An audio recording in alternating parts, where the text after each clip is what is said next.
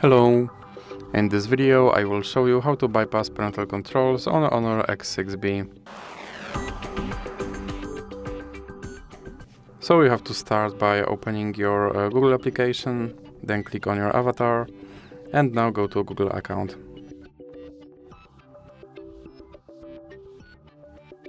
Then go to Data and Privacy, and now you have to scroll all the way down and click on Delete your Google account. And here you have to enter your password. And now you have to scroll all the way down and check these two checkboxes, then click Delete account. And your account should be now removed, so let's open, for example, Google Play Store and click Sign In. Now you have to enter your email address.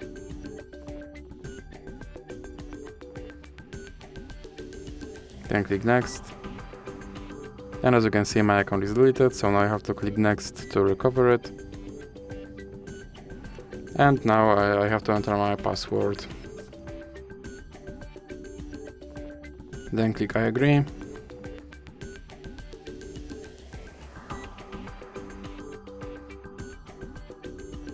Then click Accept.